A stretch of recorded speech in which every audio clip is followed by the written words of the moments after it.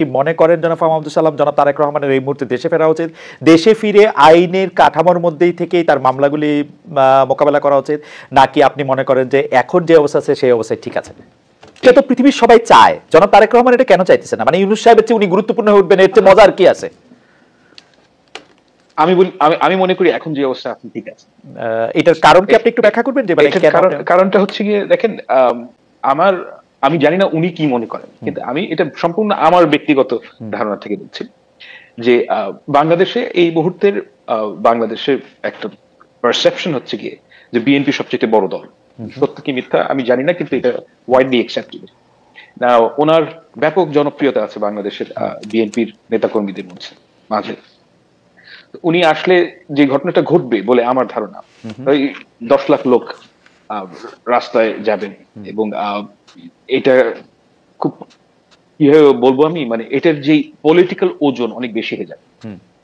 তখন বাংলাদেশের যে সেন্টার অফ পাওয়ার এটা শিফট করবে এবং বিএনপির অনেক, আমি মনে করি যে দল হিসেবে বিএনপির এতে যে সমস্যাটা হবে যে বাংলাদেশে একটা টাসল তৈরি হবে। এটা বেটার হচ্ছে tussle between government and BNP.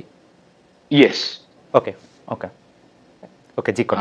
কারণ হচ্ছে কি, গভর্নমেন্ট মানে আমি শুধু ইউনূস সাহেবের কথা বলছি না, আমি বলছি যে গভর্নমেন্ট একটা বিশাল মেশিনারি।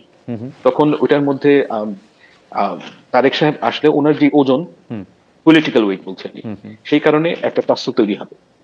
এটা অ্যাভয়েড করাটাই ভালো আমার কাছে মনে হয়, কারণ বাংলাদেশ এখন যেই পর্যায়ে দিয়ে যাচ্ছে আর একটু সময় নেওয়া উচিত এবং ওনার ইলেকশনের আগেই আসা উচিত। না জনাব সালাম, একটু বোঝার জন্য যে টাসেলটা তৈরি হবে এবং যে মানে ভর কেন্দ্রের যে পরিবর্তন, সে কিন্তু সেই ভর কেন্দ্রের পরিবর্তন তো অবশ্যই মানে জনাব তারেক রহমানের পক্ষেই যাবে, তাই না? উনি একটা পলিটিক্যাল পার্টির একটা বড়, তো এইটা তো পৃথিবীর সবাই চায়, জনাব তারেক রহমান এটা কেন চাইতেছে না? মানে ইউনূস সাহেবের চেয়ে উনি গুরুত্বপূর্ণ হয়ে উঠবেন, এর চেয়ে মজার কি আছে?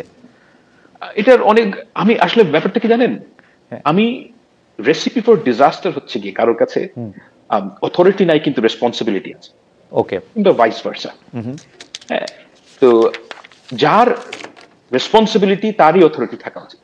ওকে ওকে, এখন এই মুহূর্তে তারেক সাহেব যখন আসবেন ক্ষমতায়, আমি বলছি মানে বাংলাদেশে যখন আসবেন, তখন যে ঘটনাটা ঘটবে যে সবাই তার দিকে তাকিয়ে থাকবে এবং এই কারণে একটা জন আকাঙ্ক্ষা, মানে গভর্নমেন্ট এবং বিএনপির মধ্যে একটা টাসল তৈরি হবে।